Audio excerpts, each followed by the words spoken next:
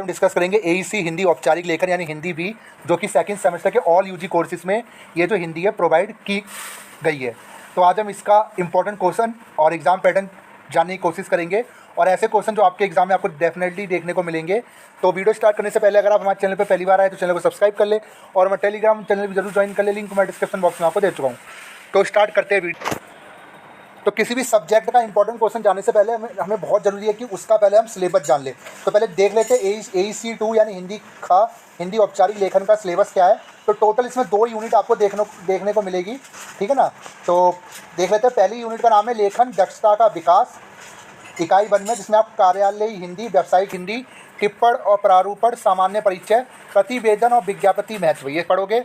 फिर आपका इकाई 2 में पढ़ रहोगे औपचारिक लेखन के प्रकार, स्वयंव्रत लेखन, सूचना के अधिकार के लिए लेखन, कार्यालय व्यावसायिक पत्र लेखन, किसी व्यावसायिक कार्यक्रम के संदर्भ में प्रेस विज्ञप्ति तैयार करना। तो ठीक है, ये सारा आपका पूरा सिलेबस है हिंदी का, जिसे कहा गया औपचारिक हिंदी। ठीक है, वैसे औपचारिक हिंदी बहुत अच्छा सब्जेक्ट है, इसमें आप हिंदी बहुत बड़ा सब्जेक्ट है एक तरीके से। तो ज़रा देख लेते हैं इसके इंपॉर्टेंट क्वेश्चन। तो पहले चैप्टर का नाम है आपका इस हिंदी खा में लेखन दक्षता का विकास, जिसमें कार्यालयी हिंदी आप इकाई 1 में जो चैप्टर, इसके इंपॉर्टेंट क्वेश्चन जरा नोट कर लीजिए, कौन से क्वेश्चन आपको इसमें देखने को मिलेंगे।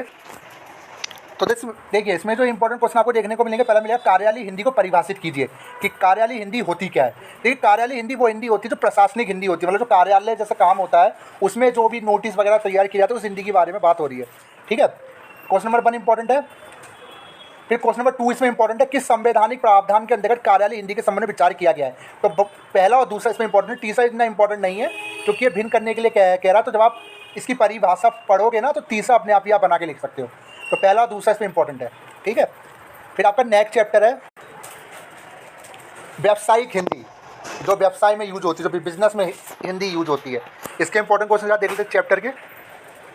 तो इसमें इंपॉर्टेंट रहेगा आपका व्यावसायिक हिंदी को परिभाषित कीजिए। देखिए, आपको परिभाषा नहीं जानोगे तो आप उससे आगे कैसे पढ़ोगे। तो व्यावसायिक हिंदी को आपको परिभाषित करना होगा, पहला इंपॉर्टेंट है। दूसरा, कार्यालयी हिंदी और व्यावसायिक हिंदी में अंतर क्या है, ये बहुत इंपॉर्टेंट क्वेश्चन है, पूछा जरूर जा सकता है, ठीक है। और उसके बाद आपका क्वेश्चन नंबर 4 इंपॉर्टेंट रहेगा, इसमें कार्यालयी हिंदी के क्षेत्राधिकार के समय राजभाषा अधिनियम 1976 में वर्णित राजभाषा संबंधी संवैधानिक प्रावधानों को स्पष्ट कीजिए। बाकी जो तीसरा क्वेश्चन है वो आप अपने आप लिख दोगे, जब आप इसको परिभाषा लिखोगे, जब अंतर स्पष्ट करोगे तो अपने आप अनुच्छेद के बारे में आप पढ़ लोगे, ठीक है, किस अनुच्छेद में बोला गया है विस्तार से आप बता दोगे। तो इसमें इंपॉर्टेंट है पहला, तीसरा, चौथा, ठीक है। तो नहीं, पहला, एक मिनट, तीसरा नहीं है इतना, पहला, दूसरा, चौथा। तो नेक्स्ट आपका जो चैप्टर रहेगा वो टिप्पण का सामान्य परिचय, ये आपका एक चैप्टर है हिंदी खा का, औपचारिक हिंदी लेखन AEC का हिंदी जो है। इसके इंपॉर्टेंट क्वेश्चन जरा आप नोट कर लीजिए। तो इस चैप्टर से आपके इंपॉर्टेंट क्वेश्चन कौन कौन से बनेंगे। पहला बनेगा टिप्पण की विकास यात्रा पर प्रकाश डालिए। जो टिप्पण है उसकी विकास यात्रा बतानी है, कहाँ से आया कहाँ तक गया, ठीक है, पूरा विकास यात्रा आपको बताना है। दूसरा इंपॉर्टेंट रहेगा टिप्पण लेखन की विधि की विशेषताओं को विस्तार से बताइए, ये बहुत इंपॉर्टेंट आपका रहेगा, ठीक है। और फिर इसमें आपका रहेगा, तो ये इतना इंपॉर्टेंट नहीं है, ये तो पहले से रिलेट कर रहा है, तो ठीक है, पहला और दूसरा, बस से ज़्यादा मत पढ़ना इसमें, ठीक है। फिर आपका नेक्स्ट चैप्टर प्रारूपण का सामान्य परिचय, इसके इंपॉर्टेंट क्वेश्चन जरा देख लेते हैं। प्रारूपण का सामान्य परिचय, तो इस चैप्टर से आपके इंपॉर्टेंट बनेंगे प्रारूपण क्या है, तो ये तो आपको करना ही करना है, प्रारूपण क्या है, उदाहरण सहित इस पर प्रकाश डालिए। फिर दूसरा भी इंपॉर्टेंट है, प्रारूपण की लेखन विधि के मुख्य अंग कौन कौन से हैं, स्पष्ट कीजिए, ठीक है। और क्वेश्चन नंबर 3, चौथा नहीं इतना, क्वेश्चन नंबर 1, क्वेश्चन नंबर 3, 1, 2, 3 ये कर लेना, ठीक है। फिर नेक्स्ट एक यूनिट में काफ़ी ज़्यादा चैप्टर्स आपको देखने को मिलेंगे, प्रतिवेदन और विज्ञापति का महत्व, जरा देख लेते हैं इसके इंपॉर्टेंट क्वेश्चंस। तो इसमें दोनों इंपॉर्टेंट है, प्रतिवेदन के महत्व को स्पष्ट कीजिए और विज्ञापति सरकारी कार्यालयों के लिए क्या महत्व है, तो ये आपको दोनों ही करने हैं इसमें, पहला दूसरा, ठीक है। नोट कर लीजिए कॉपी में, फिर इनको सॉल्व कीजिए चैप्टर पढ़ के, आराम से निकाल दोगे इस पेपर को। फिर इकाई 2, तो हाँ एक चीज़ और, काफ़ी स्टूडेंट के क्वेश्चन थे कि सर ये जो पेपर है कितने नंबर का आएगा। तो मैं आपको एक चीज़ बताता हूँ, ये पेपर आपका 50 नंबर से लेके 75 नंबर के बीच में आ सकता है। ये जो हिंदी का पेपर है AEC का, 50 नंबर से लेके 75 नंबर के बीच में पेपर आएगा। 2 से 3 घंटे का आपको समय मिल सकता है। क्वेश्चन इसमें 4 से 5 रहेंगे, बस सारे क्वेश्चन करने के लिए बोलेगा, ऑप्शनल ज़्यादा रहेंगे, ठीक है ना, क्योंकि नया है तो मैं इतना आइडिया के साथ ही कह रहा हूँ, जो AEC का पिछली बार हुआ था, ठीक है ना। तो फिर इकाई 2 है आपका औपचारिक लेखन के प्रकार, जिसमें स्वव्रत लेखन, कितने प्रकार के औपचारिक लेखन होते हैं, नोट कर लीजिए इस चैप्टर के इंपॉर्टेंट क्वेश्चन।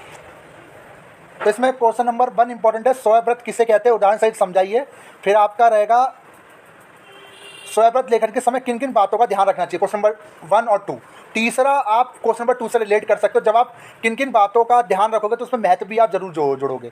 ठीक है, तो जब आप पहला दूसरा पढ़ लोगे, जब आप उसको परिभाषित कर लोगे, तो तीसरा तो आप आराम से ही लिख दोगे। तीसरा यानी इन दोनों का ही निकाला गया एक छोटा सा एक क्वेश्चन है, तो यानी इंपॉर्टेंट है पहला और दूसरा, तीसरा इतना इंपॉर्टेंट नहीं है। पूछा गया तो अगर आप पहला दूसरा करके जाए तो तीसरा बार बना के लिख सकते हो आराम से। ठीक है, नेक्स्ट क्वेश्चन है आप जो चैप्टर है सूचना के अधिकार के लिए लेखन। चलो देख लेते हैं इसके इंपॉर्टेंट क्वेश्चंस। तो इसमें जो इंपॉर्टेंट रहेगा, सूचना का अधिकार अधिनियम 2002 भारतीय नागरिकों को क्या अधिकार प्रदान करता है। ठीक है, देखिए सूचना का अधिकार क्या आपको पता है, आरटीआई। जी हाँ, ये आरटीआई की बात हो रही है, सूचना का अधिकार 2002। ठीक है, तो क्वेश्चन नंबर 1 इसमें इंपॉर्टेंट है।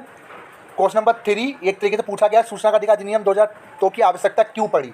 तो आरटीआई की आवश्यकता, राइट टू इन्फॉर्मेशन की हमें ज़रूरत क्यों पड़ी, क्योंकि हम इससे आसानी के साथ पता लगा सकते हैं। जैसे मान लीजिए कल को आपकी डिग्री नहीं आई आपके घर में, ठीक है, वो कहीं फंस चुकी है, दिल्ली विश्वविद्यालय वाले कह रहे हैं, कॉलेज वाले कह रहे हैं कि हमें नहीं पता आपकी डिग्री कहाँ है, तो आप क्या करोगे, आप राइट टू इन्फॉर्मेशन के तहत अपनी एक फाइल सबमिट करोगे, एक एप्लीकेशन लगाओगे, उससे पूरा का पूरा राइट टू इन्फॉर्मेशन आपको मिल जाएगी कि आपकी डिग्री क्या डिस्पैच हुई है, कहाँ गई है। तो इसकी हमें ज़रूरत क्यों पड़ी, ये बहुत इंपॉर्टेंट है, आप बना के लिख सकते हो। तो पहला इसमें इंपॉर्टेंट रहेगा क्या क्या अधिकार प्रदान करता है, और दूसरा इसमें रहेगा इंपॉर्टेंट, तीसरा आपके बिहाफ पे अगर पूछा जाता है तो लिख देना। पहला दूसरा इसमें इंपॉर्टेंट है। दूसरा क्वेश्चन है सूचना का अधिकार अधिनियम 2002 में तीसरे पक्ष की सूचना को प्राप्त करने के लिए क्या क्या प्रावधान है। ठीक है, पहला दूसरा इसमें इंपॉर्टेंट है, पढ़ लेना चैप्टर, इनको सॉल्व कर लेना। फिर नेक्स्ट आपका चैप्टर है कार्यालय पत्र लेखन। इसके इंपॉर्टेंट क्वेश्चन जरा देख लेते हैं, ये ऑल यूजी कोर्सेज के लिए मैं बता रहा हूँ, एईसी हिंदी भी। तो इसमें इंपॉर्टेंट आपका रहेगा क्वेश्चन नंबर 1, कार्यालय पत्र के प्रारूप को स्पष्ट कीजिए, कितने तरह के इसके रूप होते हैं। ठीक है, फिर क्वेश्चन नंबर 2 इसमें इंपॉर्टेंट रहेगा कार्यालय पत्र और सामान्य पत्र में अंतर स्पष्ट कीजिए। ठीक है, फिर आपका इसमें इंपॉर्टेंट रहेगा, देखिए मैं आपको एक चीज़ बताना चाहूँगा, सिंपल सी बात है। तो इसमें आप चारों ही करके जाना, क्योंकि चारों ही अलग अलग टॉपिक्स के ऊपर है। क्योंकि देखिए हम कार्यालय पत्र पढ़ेंगे, उसका सामान्य पत्र के साथ उसका अंतर स्पष्ट करने को लेकर भी आ सकता है। तीसरा क्वेश्चन है अर्ध सरकारी पत्र क्या है, इसका भी आपको पढ़ना होगा। फिर ये कह देगा अर्ध सरकारी और सरकारी में क्या अंतर है, यानी इसमें सारे चारों के चारों इंपॉर्टेंट है। ये चारों क्वेश्चन आपको करके जाने हैं, ठीक है, इंपॉर्टेंट है, नोट कर लीजिए। फिर नेक्स्ट चैप्टर है व्यावसायिक पत्र लेखन। चलो देख लेते हैं इसके इंपॉर्टेंट क्वेश्चंस। तो इस चैप्टर के आपके इंपॉर्टेंट क्वेश्चन रहेंगे, पहला व्यावसायिक पत्र लेखन से आप क्या समझते हैं, पहले तो उसकी परिभाषा आपको करनी होगी, उसकी विशेषता पढ़ लेना पहला। दूसरा इसमें इंपॉर्टेंट रहेगा उसके प्रकार कितने होते हैं, ये भी इंपॉर्टेंट है। ठीक है, और ये 5वां जो क्वेश्चन है ना, ये थोड़ा सा आपसे रिलेट करके पूछेगा, कार्यालयों में व्यवहारिक कार्य के विभिन्न पक्षों में संक्षेप नहीं इतना नहीं पूछेगा। पहला दूसरा तीसरा ये इंपॉर्टेंट है, चौथा पांचवा नहीं आने के चांसेस कम है। पहला दूसरा तीसरा कर लेना है, चौथा पांचवा अगर बाई चांस अगर आता है, बाई चांस, तो आप बना के लिख सकते हो जब आप इसकी परिभाषा प्रकार और विशेषता जान जाओगे। तो इंपॉर्टेंट रहेगा पहला दूसरा तीसरा। फिर आपका नेक्स्ट क्वेश्चन चैप्टर 5, किसी व्यावसायिक कार्यक्रम की प्रेस विज्ञप्ति। जरा देख लेते हैं, विज्ञप्ति मतलब विज्ञापन, ठीक है ना। तो जरा देखते हैं इसके इंपॉर्टेंट क्वेश्चन। तो इसमें इंपॉर्टेंट रहेंगे आपका क्वेश्चन नंबर 1, प्रेस विज्ञप्ति को परिभाषित कीजिए। ठीक है, ये बहुत इंपॉर्टेंट है। और एक रहेगा प्रेस विज्ञप्ति के महत्व पर प्रकाश डालिए। जो दूसरा क्वेश्चन है क्या पूछा है, देखिए, किन्हीं दो व्यावसायिक कंपनियों के बीच व्यावहारिक उद्देश्य से हुए समझौते के लिए प्रेस विज्ञप्ति तैयार कीजिए। तो ये देखिए प्रैक्टिकल पूछा गया आपसे। जब पहला दूसरा पढ़ लोगे ना, पहला दूसरा तभी सॉल्व कर पाओगे जब आप चैप्टर पढ़ोगे। दूसरा क्वेश्चन एक प्रैक्टिकल के रूप में है, अगर आप पूछा जाता है तो जब आप परिभाषा याद रहेगी, उसका महत्व पता रहेगा, तो दूसरा आप आराम से लिख सकते हो। दो कंपनियों के बीच में नहीं पूछा जाएगा, दूसरे के आने के चांस कम है। तो पहला दूसरा इसमें कर लेना। ये था लास्ट चैप्टर आपका। तो ये थी आज की वीडियो कैसी लगी, वीडियो लाइक कर दे, चैनल को सब्सक्राइब कर दे। Thank you.